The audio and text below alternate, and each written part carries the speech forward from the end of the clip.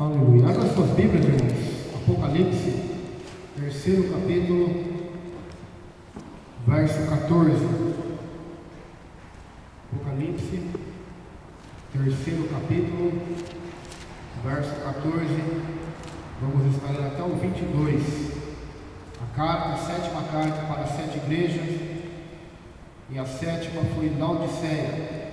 Hoje essas 7 igrejas são localizadas no país chamado Turquia. Todas elas se tornaram história somente, já não existem mais, mas através da história delas nós aprendemos, e essas cartas também são atuais, são para as igrejas hoje. 7 igrejas, o 7 significa e simboliza a perfeição, o número 7, número de Deus. Então, essas 7 igrejas são 7, nós vamos falar sobre a sétima, a Laodiceia.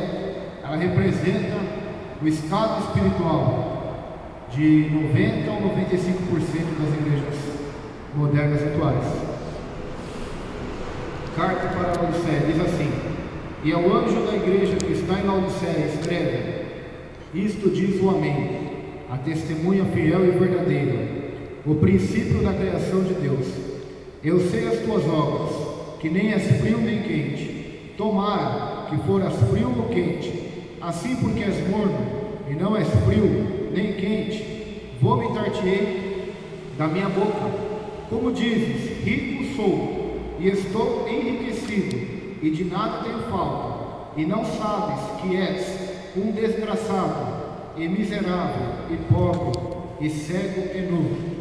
Aconselho-te que de mim compres ouro provado no fogo, para que te enriqueças, e vestes brancas, para que te vistas, e não apareça a vergonha da tua nudez, e que unjam os olhos com colírio, para que vejas. Eu repreendo e castigo a todos quanto amo. Sê, pois, zeloso e arrepende-te. Eis que estou à porta e bato. Se alguém ouvir a minha voz e abrir a porta, entrarei em sua casa, e com ele cearei, e ele comigo. Ao que vencer, lhe concederei que se assente comigo no meu trono, assim como eu venci e me assentei com meu Pai no seu trono. Quem tem ouvidos, ouça o que o Espírito diz às igrejas. Vamos orar. Senhor, nosso Deus e nosso Pai, Pai de nosso Senhor Jesus Cristo, fala conosco, Senhor, pela Tua palavra, que é atual, poderosa, profética, e que foi escrito para o nosso ensino, para a nossa consolação, exortação, edificação, meu Deus. Ajuda-nos nesta noite, Senhor. Fala conosco, revela-nos os tesouros e pérolas que estão escondidas na Tua santa palavra, para a glória e honra do Teu nome. Amém. Amém, queridos. As cartas de Apocalipse às 7 igrejas, pois do capítulo 1 ao 22 foi escrito o livro de Apocalipse, 22 capítulos, e esses 22 capítulos foi feita uma cópia, 7 cópias, e cada uma dessas cópias foi para uma das 7 igrejas. E para a igreja de Laodiceia havia uma mensagem especial. Essa mensagem é que nós lemos aqui, e a diferenciação da igreja de Laodiceia para as demais igrejas é que ela não recebera nenhum elogio da parte de Jesus. Ela só recebera críticas, exortações, repreensões das coisas erradas que ela praticava. Nós vemos o caso da igreja de Filadélfia, que significa amor fraternal. Não recebeu nenhuma crítica de Jesus. Ela era uma igreja irrepreensível. E a característica de Filadélfia é que era uma igreja de pouca força. Se nós vemos no verso 8, diz que é uma igreja que tinha pouca força, mas era uma igreja fiel, que guardava a palavra e não negava o nome de Jesus. Agora, em contraste com esta igreja próxima a Laodiceia, já não era uma igreja fraca, era uma igreja forte, aparentemente, racionalmente, humanamente falando, uma igreja de pessoas ricas, uma igreja abastada, uma igreja cheia de membros, uma igreja forte financeiramente. Mas aqui nós vamos analisar o conteúdo da mensagem de Jesus ao pastor ou ao anjo da igreja de Laodiceia, ao seu líder. Jesus direciona uma mensagem, e essa mensagem serve de alerta para nós do século 21, pois há uma interpretação escatológica que diz que cada uma dessas 7 igrejas representa um período histórico a qual o cristianismo passaria. E se isto for verdade, porque há divergência entre as opiniões, eu estou aqui para discutir opiniões, mas se isto for verdade, então estamos vivendo nas duas últimas igrejas, na igreja de Filadélfia e na igreja de Laodiceia, a igreja que vai apostatar da fé.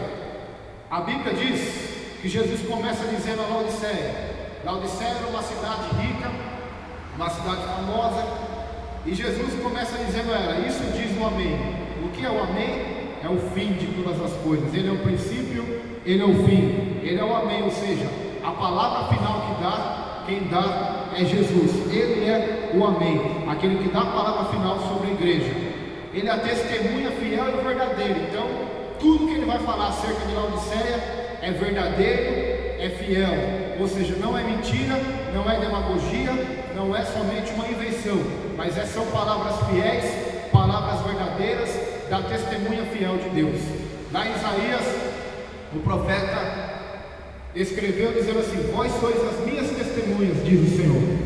E a testemunha, a única testemunha que podemos dizer, a testemunha verdadeira do Pai é Jesus, pois nenhum de nós vimos o Pai, nenhum mortal viu o Pai, somente quem viu o Pai foi Jesus. Em João capítulo 1 diz que ele estava no seio do Pai e desceu até a terra. Então, a única testemunha fiel do Pai, aquele que sabe as profundezas do Pai, a vontade do Pai, é o Senhor e Salvador Jesus Cristo. Então ele é testemunha fiel, ele é testemunha verdadeira, porque além de ele conhecer todas as coisas, passado, presente e futuro, ele conhece o coração, a motivação, ele conhece e sonda todas as coisas. Para a própria igreja, em Apocalipse 2 diz assim, olha que interessante, Apocalipse 2 diz que ele sonda todas as coisas, e todas as igrejas saberão que ele sonda nossos corações, sonda as nossas vidas. A palavra de Deus diz assim, Apocalipse 2,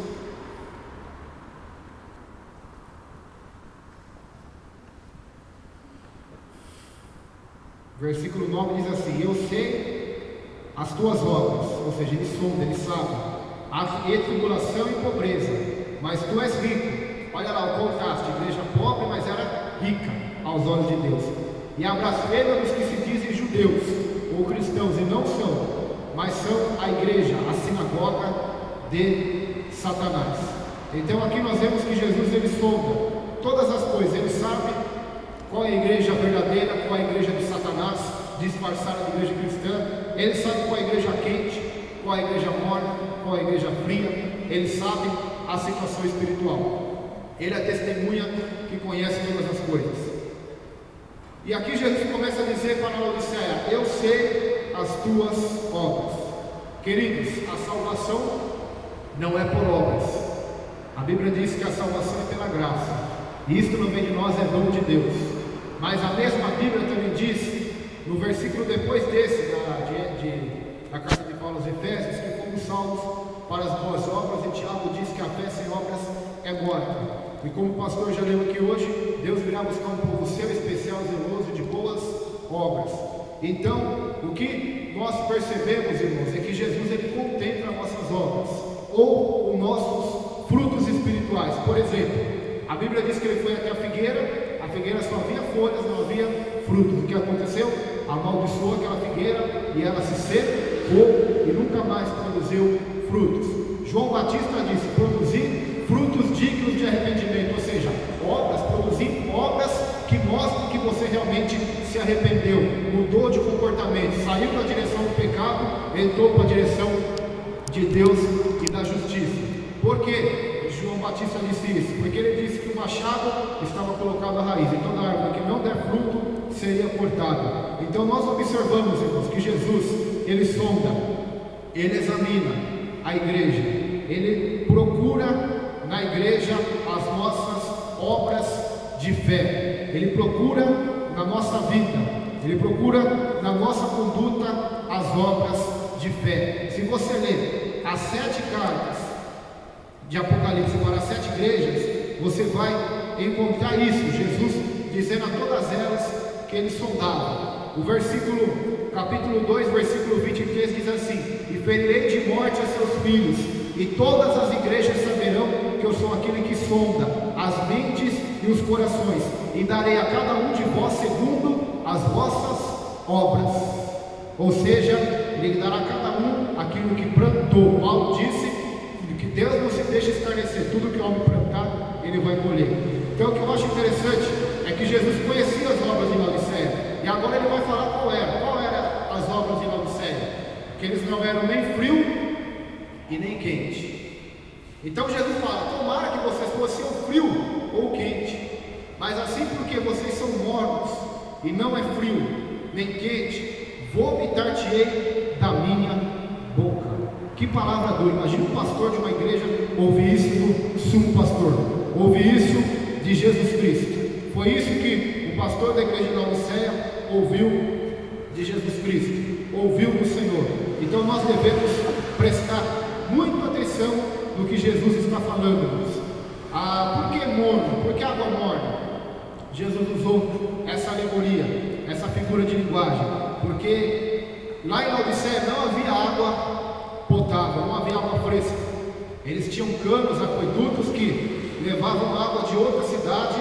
Eu esqueci o nome da cidade, eu acho que é Hierópolis. E quando essa água chegava até Laodiceia, já estava morna por causa do sol. Então ela chegava morna, então os laodicenses tomavam ela e ficavam com vontade de vomitar, porque nas cidades vizinhas de Laodiceia existiam águas frias, e outras cidades, eu sei o nome dessa, tinha águas quentes, ou seja, águas termais, a qual eles acreditavam que aqueles que entrassem nessas águas quentes eram curados. Mas em Laodiceia não havia nem água quente, nem água fria, a água chegava morna. Então Jesus usa essa figura de linguagem para descrever como era o culto, a adoração, a vida cristã de cada um dos cristãos laodicenses. Era morna diante de Deus. Quando eles começavam a adorar a Deus, quando eles começavam a pregar a palavra de Deus, quando eles conversavam entre si, aquela adoração subia aos céus, não dava alegria em Jesus, não dava alegria no Pai, pelo contrário, dava náuseas, ânsia de vômito. Até mesmo ouvi um pregador dizer um tema muito interessante sobre essa carta. O tema da mensagem dele foi: a igreja que deixou Jesus doente. Porque a náusea é uma doença, é algo que o seu organismo vai comer a comida e ele vai rejeitar, ou é um vírus, é uma doença. Para você vomitar, alguma coisa está errada. Ou a comida que você comeu, você está com algum vírus, com alguma doença, não é normal. Saudável, ninguém vomita. Se vomitamos, é porque alguma coisa que entrou no nosso organismo não presta. Então o que nós entendemos isso? Adoração, a comida, o fruto que eles estavam dando a Jesus estava podre, não prestava, dava náuseas, dava vontade de vomitar. O que é isso? A rejeição, irmãos, de uma vida morna, de uma vida em cima do muro, de uma vida na janela, de uma vida de pecado, de uma vida servindo a Deus e servindo ao mundo. É o famoso ditado: crente e Raimundo, um pé na igreja e um pé no mundo. Todos já ouviram essa linguagem? Crente e Raimundo, um pé na igreja e um pé no mundo. E isso, irmãos, trazendo para os nossos dias atuais, isso é notório. Nós vemos isso no testemunho da conduta de cada cristão, de cada jovem, de pessoas que amontoam os templos. Vocês veem que eles não são nem quente nem frio, eles estão em cima do muro. Eles acham bonito servir a Deus, mas eles acham bonito também pecar, fumar, beber, prostituir-se, ver pornografia. Eles acham bonito o show, as coisas mundanas entrando dentro da igreja. E é isso que nós estamos vivenciando nos últimos tempos. Jesus disse em Mateus 24 que por se multiplicar a iniquidade, o amor de quase todos iria se esfriar. Quase todos, irmãos. Algumas traduções diz a maioria. Por se multiplicar a iniquidade, o amor da maioria vai se esfriar. O que é a maioria? Se tem 100 pessoas, 90 é a maioria, 10 é a minoria. Ou seja, quase que totalmente a igreja evangélica, a igreja moderna, o povo do mundo, o amor iria ser esfriado, ou seja, ia ser um amor frio. E Deus não quer que isso aconteça. Não quer que nós sejamos mornos, frios.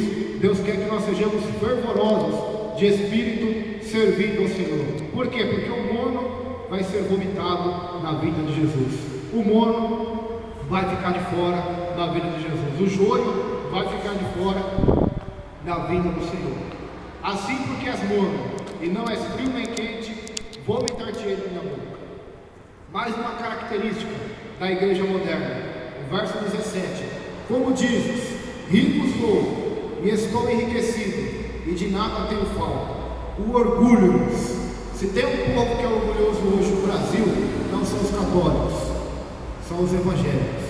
Se tem um povo que está deixando o orgulho entrar nos seus corações, é o povo evangélico, principalmente os líderes. Quanto mais famosos são, mais propensos ao orgulho eles tornam a ser. Quanto mais milagres eles operam, quanto mais fiéis eles têm na igreja, quanto mais dízimos eles arrecadam dos membros, mais propensos ao orgulho eles são. Eles são praticamente irrepreensíveis, não aceitam repreensão de outros ministérios, de outros líderes, não aceitam, são os maiorais. Por isso que nós vivemos numa época, irmãos, eu vou falar rasgado aqui hoje, que cada um está fundando a sua denominação, cada um está fundando o seu ministério. Por quê? Porque ninguém quer ser submisso a ninguém mais. Cada um quer fazer o que dá na cabeça, o que dá na telha, quer interpretar a Bíblia do jeito que acha, do jeito que acha que vai dar certo, que vai lotar a igreja. Então, por isso, cada vez mais, o número de igrejas estão crescendo. Por quê? Por causa do orgulho. O homem já não quer mais ser mais submisso. O empregado já não quer mais ser submisso ao patrão. A esposa já não quer ser submissa ao marido. Os filhos já não querem mais ser submissos aos pais. As ovelhas, os membros já não querem ser submissos mais à autoridade pastoral. Ninguém mais quer ser submisso a ninguém neste mundo perdido em que estamos vivendo. Então o orgulho cada vez vai entrando mais. Os líderes brigando entre si na mídia. Isso é um sinal de que estão mortos espiritualmente. E são ricos, estão enriquecidos. E cada vez mais estão se enriquecendo. E dizem, eu não tenho falta de nada. Eu já tenho dinheiro, eu tenho carros, eu tenho aviões, eu tenho 1000 igrejas no Brasil, eu tenho igrejas no exterior, eu tenho milhões de arrecadação por mês de dízimos e de oferta. Eu não tenho falta de nada, irmãos. Isso não é atual, irmão, será? Se você parar para pensar, será que isso não está acontecendo no Brasil e no mundo? E as pessoas estão com os olhos fechados, estão com os corações duros, estão com os ouvidos surdos, para que não se convertam e para que não sejam apagados os seus pecados. Isso está acontecendo. O orgulho cristão, o orgulho evangélico está adentrando nas igrejas. O comércio, o meio fácil de se enriquecer. A igreja de Laodiceia era assim, uma igreja rica, poderosa, uma igreja que era rica, mas aos olhos de Deus nós vamos ver como ela era. Aos olhos de Jesus nós vamos ver como ela era, como esta igreja era aos olhos de Jesus. Nós vamos ver agora. Primeira característica desta igreja aos olhos de Jesus: ela era desgraçada ou desgraçada. Do grego taleporos, que significa trabalhando pesado, passando dificuldade, como o mais abjeto escravo. Isso é uma pessoa desgraçada. Escravo, trabalhando um trabalho pesado. Era igual os hebreus lá no Egito, trabalhando um trabalho pesado, trabalho duro, escravidão, desgraça, passando dificuldades, desgraças, tragédias. Esta igreja era isso aos olhos de Jesus. Era uma tragédia, era uma vergonha, era uma apostasia, era uma vergonha o que Jesus instituiu como a sua igreja, que as portas do inferno não iriam prevalecer. Uma igreja que causava náusea, Jesus, que era uma desgraça, literalmente, literalmente. Se trazêssemos hoje a vida, se eu tivesse poder, se você tivesse o poder hoje de ressuscitar qualquer um, Deus fala assim para você: ressuscita qualquer um da Bíblia que você quiser e traz para o dia de hoje, só para passar uma semana na terra. Você ressuscitasse Paulo, eu talvez Elias, o pastor talvez Moisés, alguém aqui talvez Estevão. Eles sentiriam vergonha do estado atual daqueles que dizem professar a fé em Deus. Eu vou trazer hoje a vinda a Martinho Lutero. Martinho Lutero vai vir e ele vai ter que fazer uma nova reforma contra a própria igreja protestante, que se tornou só a fé, só a glória de Deus. Hoje não é mais só as escrituras, são só as palavras, só os louvores, só as profecias. Já não é mais só a graça, hoje é só o mundo, só a libertinagem. Hoje não é mais só a glória de Deus, hoje é só a glória da mim. A glória é minha denominação, a glória da igreja. Então Martinho Lutero, creio eu, faria novas teses. No passado ele fez teses. As teses, uma delas era contra o comércio na igreja católica. Eles comercializavam a salvação. Por exemplo, se seu pai morresse, seu avô, você teria que ir até o clero, até o bispo, o cardeal, o papa, e pagar uma indulgência para tirar o teu parente que morreu do purgatório. Este era o comércio das almas, a qual a igreja católica fez, matando almas, que está em Apocalipse, quando fala da besta, fala da igreja prostituta. Hoje nós vemos a mesma coisa acontecer no Evangelho. Evangelho se misturando com política, Evangelho deixando o comércio das almas entrar na igreja, a barganha com Deus. Então isso é um sinal, irmãos, notório da desgraça que está se tornando a igreja. Uma igreja que era para apresentar a graça de Deus, salvando os homens do pecado, transformando eles em novas criaturas, com temor e temor de Deus, um povo zeloso, especial de boas obras. Pelo contrário, tem se transformado num povo escandaloso, que não tem zelo nenhum pelas coisas santas de Deus, não tem zelo nenhum pela palavra de Deus, não tem nenhuma boa obra, somente más obras, maus frutos, obras da carne, como está em Gálatas. Um povo desgraçado. E quem falou isso não foi Roberto, quem falou isso não foi Domar, quem falou isso não foi Geriel, quem falou isso não foi bispo, não foi padre, não foi papa, não foi pastor, não foi eu, Gabriel, não foi Moisés nem Elias. Quem falou isso foi o próprio Jesus para o pastor de Laodiceia. Mais uma coisa, miserável, do grego eleimos, lamentável, miserável, lamentável. Se Deus abrisse hoje a nossa visão espiritual, se Deus hoje resolvesse, olha, eu vou colocar os meus sentimentos no teu coração, porque a Bíblia manda nós buscarmos que nós estejamos os mesmos sentimentos que teve Jesus, lá em Filipenses. Um dos sentimentos, irmão, seria a tristeza por ver a igreja naufragando na fé, a igreja saindo do caminho estreito, da porta estreita, ia se tornar lamentável. Um homem que sentiu o que Deus sentiu foi Neemias. Neemias, quando soube que a cidade dele estava devastada, ele se entristeceu, se vestiu de saco, se lamentou, jejuou, como disse o pregador David Wilkerson, o pastor que já descansa no Senhor. Ele sentiu a dor de Deus por aquele povo que estava sofrendo, por aquele povo que estava em ruínas. E nós precisamos, irmãos, procurar sentir a dor de Deus, porque se não sentirmos, seremos miseráveis. Aquele que espera em Cristo só aparece a vida, como era a igreja de Laodiceia. Paulo disse, são os mais miseráveis, os mais infelizes da terra. 1 Coríntios 15, 19. Então a igreja de Laodiceia era miserável, porque eles esperavam em Cristo só para esta vida. Aqui eu entro na teologia da prosperidade. Pessoas que vão na igreja e que esperam da igreja, dos pastores e profetas, supostos profetas e líderes, a prosperidade atual, a prosperidade material, a saúde perfeita, a imunidade contra doenças, contra desgraças, contra problemas, contra carro quebrar, contra problemas com filhos, contra problemas de saúde, contra problemas financeiros. A imunidade, essa é a teologia da prosperidade. Ela promete o céu na terra para você. Você não ficará doente mais, você não terá problemas com dinheiro, você estará por cabeça, não por cauda, terá para emprestar, comerás o melhor dessa terra, será patrão, não será empregado. Essa é a teologia da prosperidade. Se você ler os evangelhos e nos escritos apostólicos, você não vai ver nenhum apóstolo, nem Jesus incentivando ninguém a acumular bens materiais na terra. Então a igreja de Laodiceia era orgulhosa por quê? Por causa da sua prosperidade financeira. Isso é o estado atual da igreja também. A primeira coisa que você vê de um crente, ele vai te pedir pelo dinheiro que você tem. Se você tiver um carro zero, você é um crente fiel. Se você tiver um fusquinha, você é um infiel. Se você mora de aluguel, mora no fundo, você não é fiel a Deus. Talvez no dízimo, na oferta, ou talvez espiritualmente. Mas se você tem uma casa, tem duas, você é um homem fiel a Deus. Hoje as pessoas são medidas pelos bens financeiros. Hoje as pessoas são ungidas pelos bens materiais. Entra um crente, 2 crentes se convertem numa igreja. Um é pobre, um quarta cana, o outro é um advogado, é um médico. Pode ter certeza do que eu estou te falando, irmãos.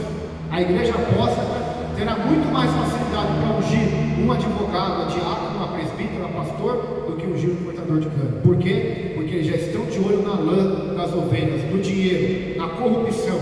Esse é o estado atual da igreja moderna. Lamentável. Pessoas são medidas pelo bem material.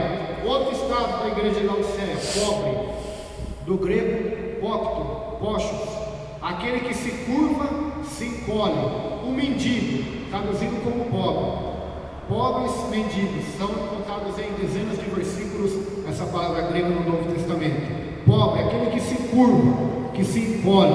A igreja de Laodiceia achava-se forte, firme, enriquecida, mas na verdade, aos olhos de Jesus, ela estava curvada, ela estava encolhida, ela era uma mendiga espiritual, que não comia do melhor da mesa de Deus, mas comia migalhas, mendigava as bênçãos espirituais, os dons de Deus, os tesouros celestiais.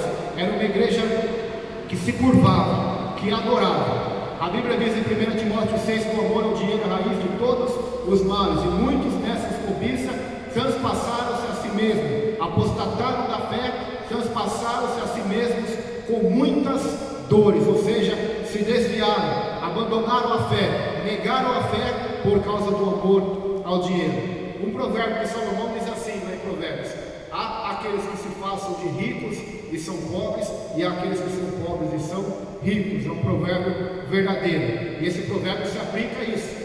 Filadélfia era pobre, aos olhos de Deus ela era rica. Laodiceia era rica, aos olhos de Deus ela era pobre.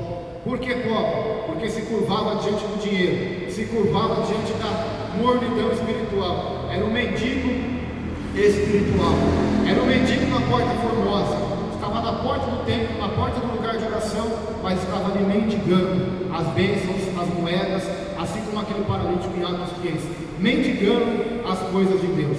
Será que isso não acontece hoje, irmãos? As campanhas, as rosas ungidas, os salvos ungidos, os lenços ungidos e tantas coisas, as pessoas vão para mendigar uma bênção, para mendigar um milagre, para mendigar uma prece do pastor, uma imposição de mão, uma profecia, somente um toque no terno do pastor, ou do apóstolo, ou do missionário, ou do bispo, somente para mendigar as bênçãos de Deus, mendigar alguma coisa material das mãos de Deus. Uma igreja que se encolhe, encolhida, ou seja, que não faz a obra de Deus, que não se levanta para pregar a palavra de Deus.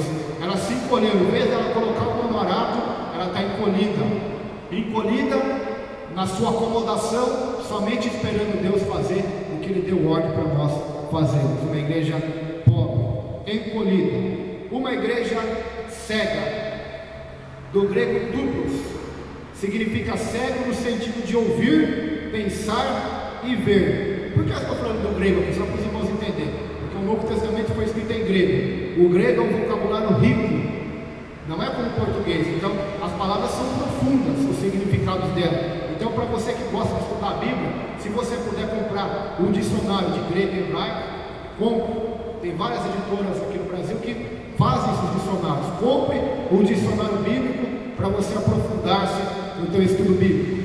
Então, o cego no grego significa no sentido de ouvir, pensar e ver, usado para referir-se às trevas espirituais, que está em Romanos 2, 19, 2 Pedro 1, 9, Mateus 15, versículo 14.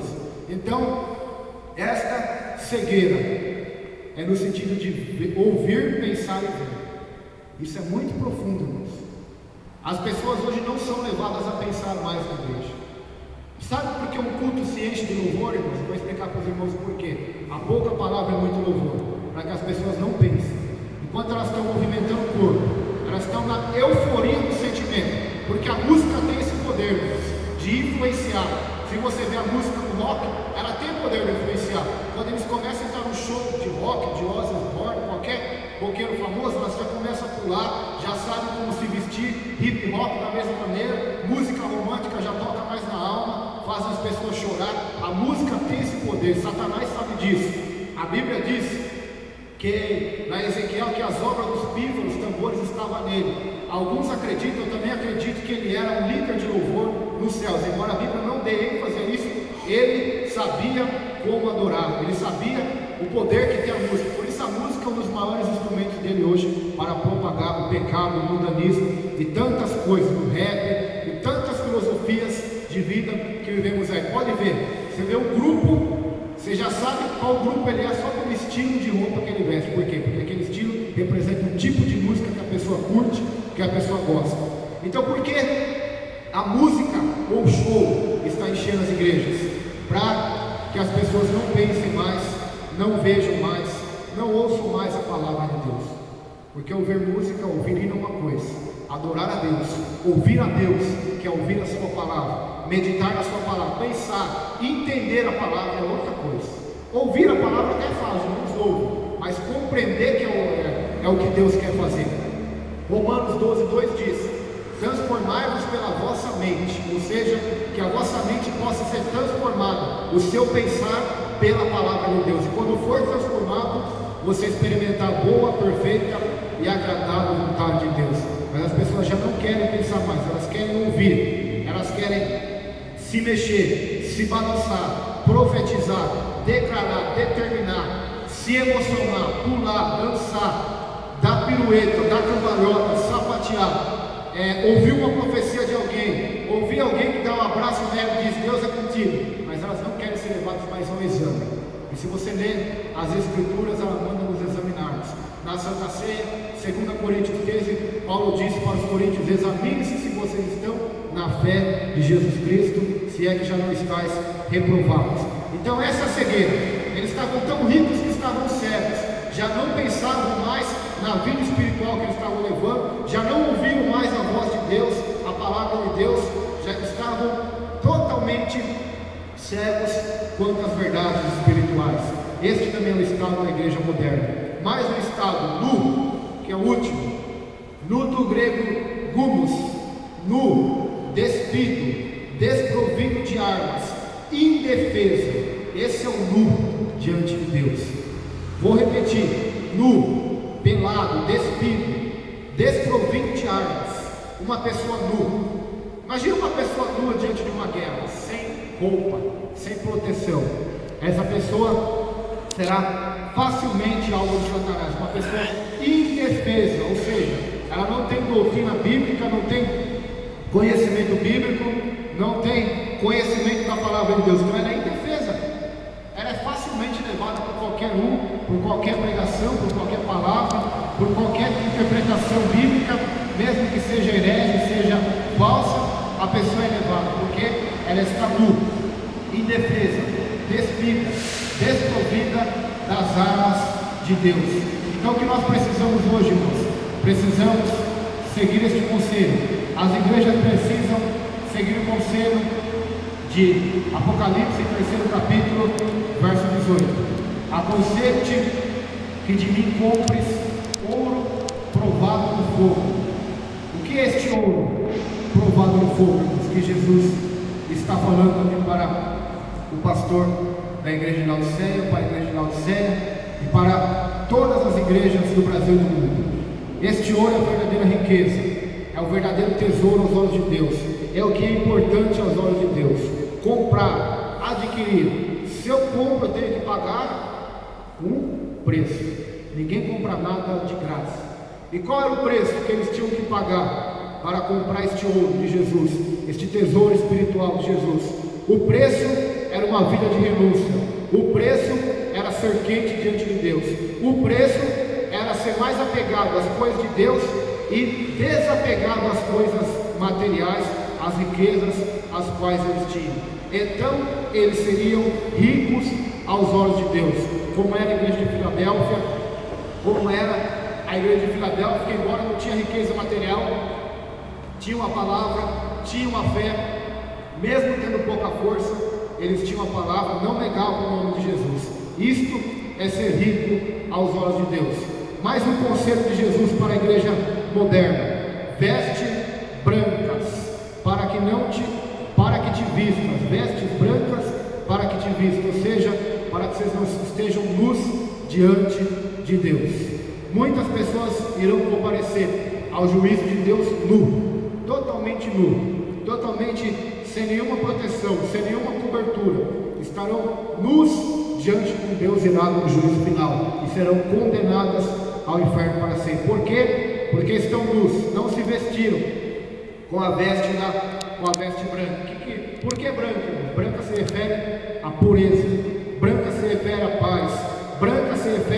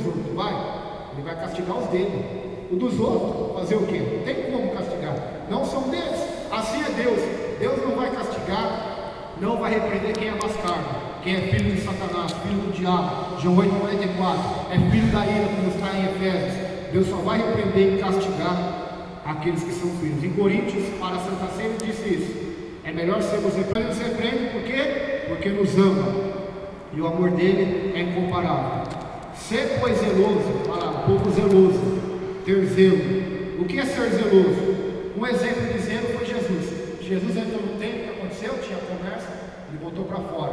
Então os discípulos se lembraram dos salmos que dizia: o zelo da tua casa me devorou, me consumiu. Ele tinha zelo pelas coisas de Deus. Elias tinha zelo quando ele viu Baal, o culto a Baal, o culto a Zera, a prostituição de Jezabel, invadir Israel, os profetas de Deus morrendo. Ele diz ao Senhor: Senhor, eu sou zeloso pelo Senhor e pela sua palavra. Todos os teus profetas morreram, só ficou eu. Então Deus disse para Elias: Elias, ainda reservei 7.000 homens que não se curvaram diante do mal. O homem zeloso, que tem zelo pelas coisas de Deus, pela glória de Deus, zelo por Deus. Nós vivemos hoje numa época que as pessoas têm zelo, embora seja pouco. Alguns têm zelo por missões, outros têm zelo por louvor, outros têm zelo pelo ensino bíblico, mas está faltando homens que tenham zelo por Deus, zelo pela glória de Deus, zelo por ter uma comunhão com Deus. E a Bíblia manda sermos zelosos. A palavra zelador, que significa aquele que cuida da limpeza, aquele que cuida da ordem do lugar, que deixa o lugar. O zelador de um prédio, ele tem a opção de vigiar quem entra, quem sai, se mora realmente no prédio, se não mora, manter as coisas limpas. Se quebrar uma luz no pátio ou da quadra de futebol, ele vai lá e arruma, limpa a piscina. Este é o zelador.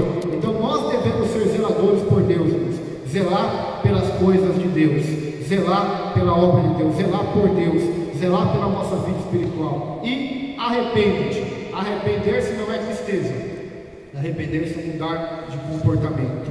Eis que estou à porta e bato. Se alguém ouvir a minha voz e abrir a porta, entrarei em sua casa, com ele serei e ele comigo. Eu lembrei de outro tema de uma pregação também, que diz assim: a igreja que colocou Jesus para fora. Laodiceia deixou Jesus doente e colocou para fora. Ele estava batendo na porta da igreja. Imagina isso, irmãos. A igreja estava lá, o pastor pregando a palavra de Deus, todo mundo: glória a Deus, eu sou rico, eu estou prosperando. E Jesus lá fora batendo na porta. Isso é muito forte, irmãos. Eles achavam que Jesus estava com eles, mas não estava. Estava como Sansão. Quando a Dalila corta o cabelo dele, ele se levanta, mas ele não sabia, diz a Bíblia, que o Espírito Santo tinha saído dele. Saul perdeu o Espírito Santo. Então eles tinham perdido essa presença, essa comunhão com Jesus. Ele estava para fora, batendo na porta da igreja. E se nós enxergássemos espiritualmente, quantos e quantos Jesus está batendo na porta da igreja? Está para fora. O adultério, a prostituição, os escândalos, o orgulho, o mundanismo já colocaram Jesus para fora, a santidade de Jesus para fora. De tanto eles entristeceram o Espírito Santo saiu. Então quando o Espírito Santo sai, a redenção sai também, porque nós somos selados pelo Espírito para o dia da redenção. Então devemos tomar cuidado, não extinguir o Espírito da nossa vida, não colocar Jesus para fora. O diabo não precisa bater, ele entra, se der espaço ele entra. Jesus é o contrário, ele bate na porta, ele é educado, embora ele é Deus todo-poderoso, ele deu livre-arbítrio para Laodiceia escolher. Jesus entra ou não vai continuar para fora? Ele entra ou ele fica para fora? Ele vai entrar na nossa vida ou ele vai ficar para fora? Por isso eu digo, irmão, Jesus falou assim: se alguém quiser me servir, tome a sua cruz, negue-se a si mesmo e todos os dias me siga. Se alguém quiser, não diz que é obrigado. Você, quando entrar numa igreja evangélica, você vai ser obrigado a tomar a sua cruz. Não, se alguém quiser. Se você quiser, amém.